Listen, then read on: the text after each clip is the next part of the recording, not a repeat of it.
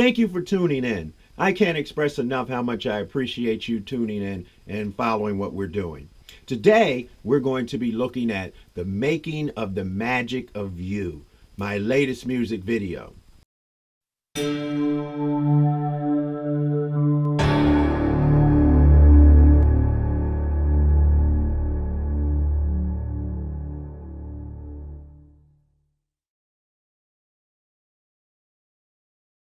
Now, I could bore you with perhaps hours of behind the scene footage, literally, and perhaps you'd find that entertaining and maybe even informative.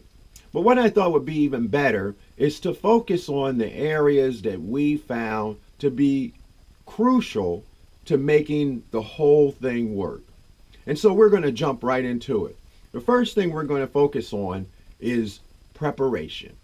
Now, obviously, you have to prepare for the physical shoot. You have your equipment and all of those different things, lighting, sound, all of those things have to be addressed. But we're not so much talking about that. We assume that you know that part and you have your checklist before you go out and so forth.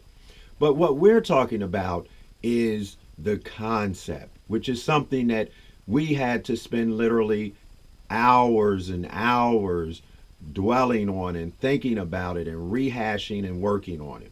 And what I mean by concept is the song is telling a story. And we can either choose to follow that story and try to tell that story in video footage as best we can, or verbatim, we should say, or we can invoke the vibe of that song. And what I mean by that is a lot of times when you're invoking the feeling or the vibe of the song, it's not necessarily sticking to a frame to verse in your music rendition. It's more trying to capture the essence of it. And so it's more feeling involved in it, at least I feel, and it's more likely to pull your audience in. Now we'll use the making of the magic of you as an example. Now I could have initially, I had the idea of, because the song kind of has a classical feel to it in terms of the instrumentation or the melody, the way it's played, I kind of thought of this whole medieval thing. But then as I started thinking about how we were going to execute it and the location and so forth, it really became more than what was in our arsenal to be able to achieve, or our abilities, not so much in terms of shooting it, but the locations, the costumes, and all the different things to make it authentic feeling.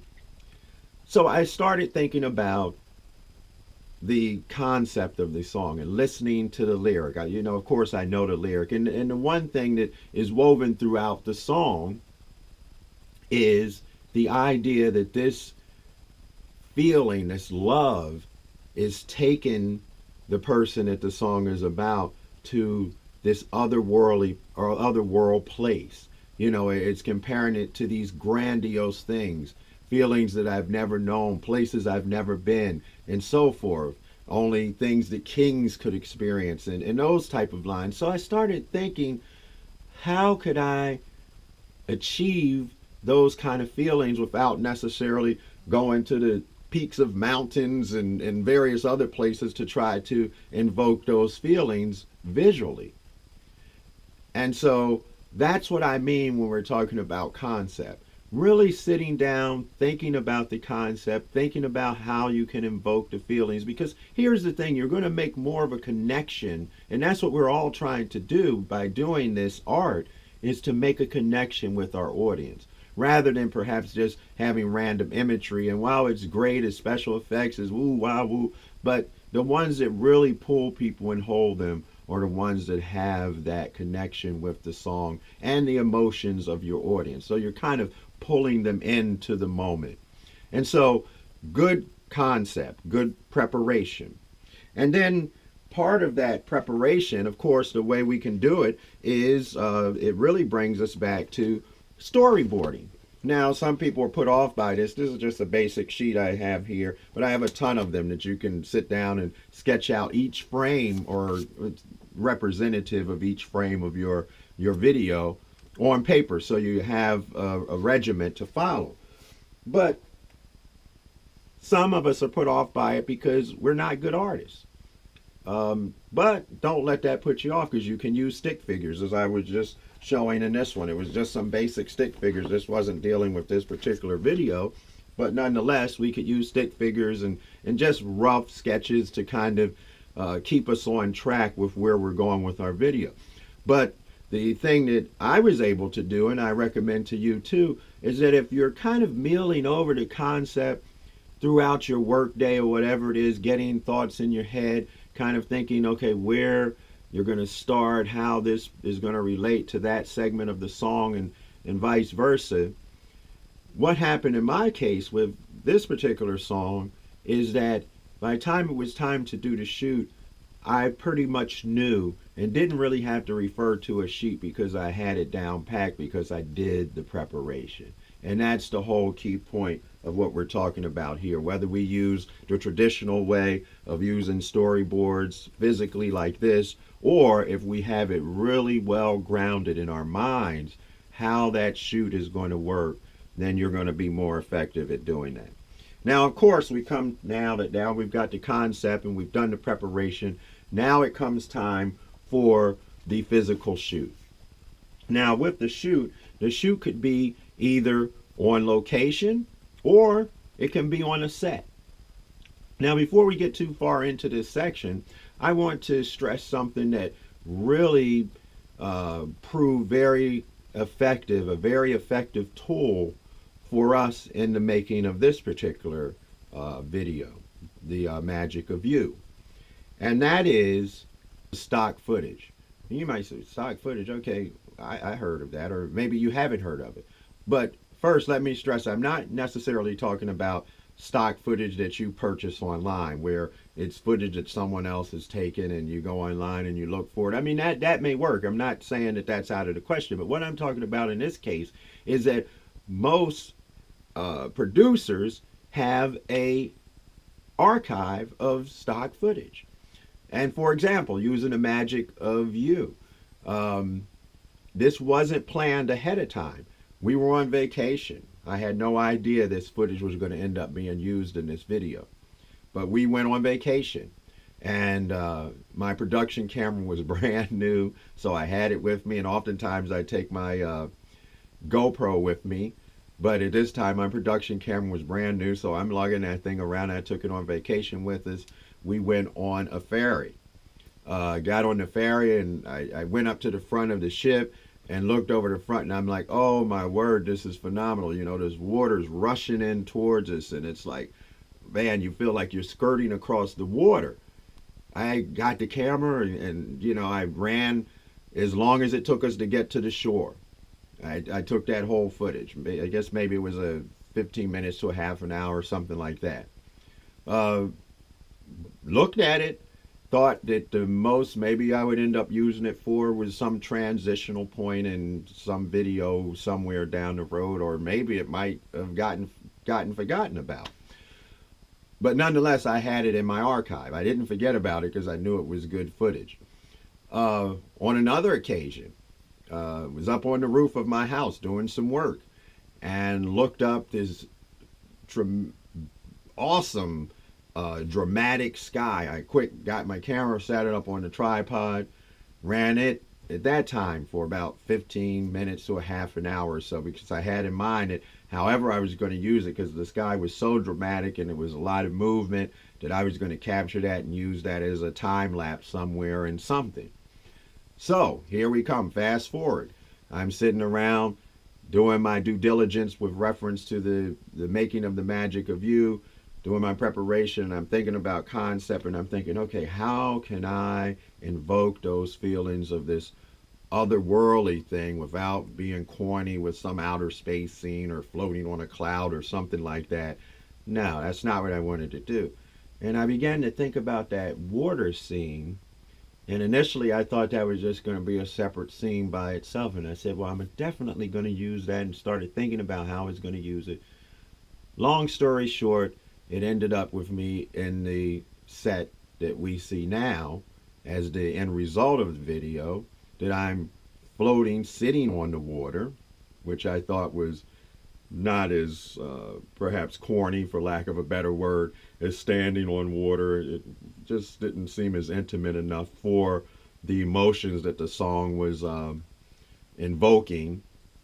The kind of sitting in a half like fetal position I thought was kind of more romantic in the setting. I mean, you could be the judge of that on your, from your perspective, but that was my thought behind it. And but nonetheless, the point is I had this stock footage and I was able to incorporate those two elements that I had shot on two totally separate occasions. Wasn't even thinking of the magic of you at that time, and look what happened. So I encourage you to do your stock footage, keep a little archive in your system, keep it backed up, and you will be amazed at what a valuable tool it can be in your production work. As well as, in the end, it saves you a lot of time, because guess what? It only took one person, myself, to shoot both of those scenes, and look at the end result that it yielded. And I was able to sit down in my editing system, put all of that together, and I think it came out beautifully. So, using that stock footage. Now, let's get back to our set. We're going to be looking at the set a little bit. Here you'll see, once we have the two elements we were talking about, the water and the sky, obviously the next thing was to have me. And this is where the physical set comes into play. And so we're going to put up on the screen the physical set. And at this time, I'm just going to point out some of the problem areas and things you have to give attention to. The one thing you have to give attention to is, well, first of all, make sure you're fresh when you're doing your shoot, because you need to have a keen eye and always looking for things. But the key, a lot of people were put off with green screen. They think is really difficult, but the key to green screening and being successful with it is lighting. Nice, even lighting on the green screen itself. No shadows being cast on the green screen, because once you have shadows on the green screen, it becomes hard for the key or a keyer to remove the green from the shoot. As you see, I'm going to point this out in the video footage here. This is the raw green screen, and you see here under my legs that they cast a shadow. Now what happens there is the keying software no longer sees that as a green, but some variation of it, or perhaps even a variation of gray, because it gets pretty dark up under there. And so I kept this footage so that you could see some of the difficulties you could run into. And because of that, that shot had to be done all over again. In fact, the entire video, because I don't move from that position. And what happened is that it ended up causing part of my leg there to become translucent. And so not very good. Might look nice, small scale, but once you start blowing it up, you see it on a large screen television, and of course we don't want that. And so very important to keep an eye, look at your green screen crack carefully with your subjects in place, where they're going to be, and just constantly watching that lighting. So having the green screen evenly lit and watching out for shadows cast on it are the key things that we had to work with, and is the case with any green screen rendering you're going to do. You're going to have to look out for those things. So we got the green screen, and at this point, what I'd recommend, particularly if you're going to be working with a client, that before you even let them leave, just in case there's anything you overlook, key out the green to see how well it's going to render and that you can get a clean key.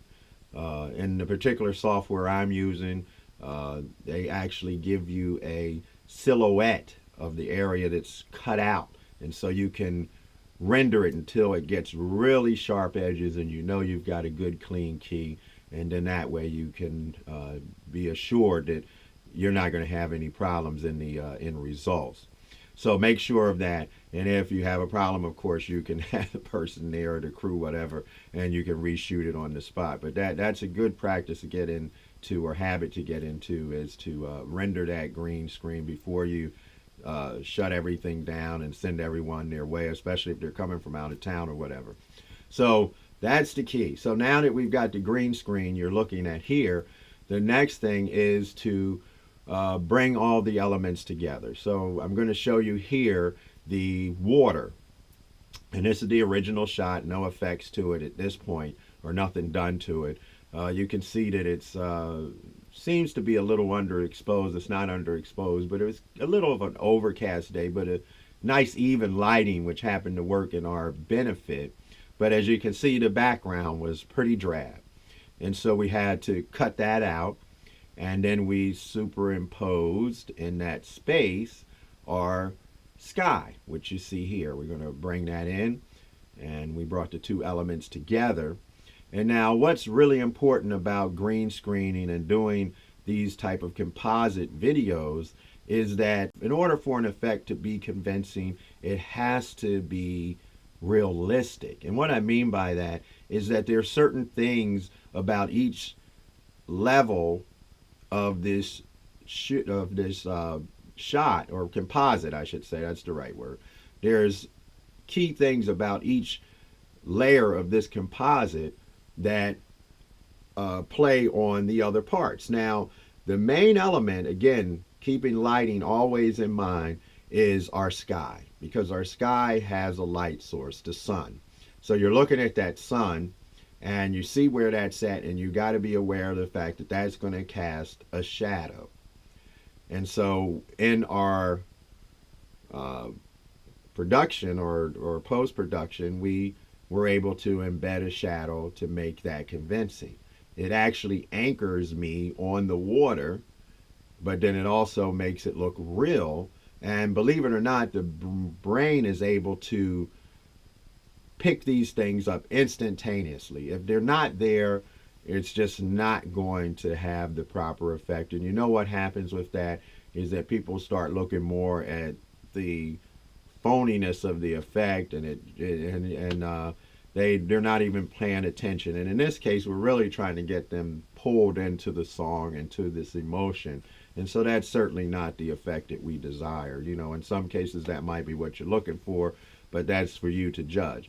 But nonetheless, we have to make sure that everything else is authentic looking. Otherwise, it's not going to sell the effect as being, well, we want to really make them not think it's an effect, to make them think that it's real. Another thing we have to look at in terms of elements in our various layers is we have the water.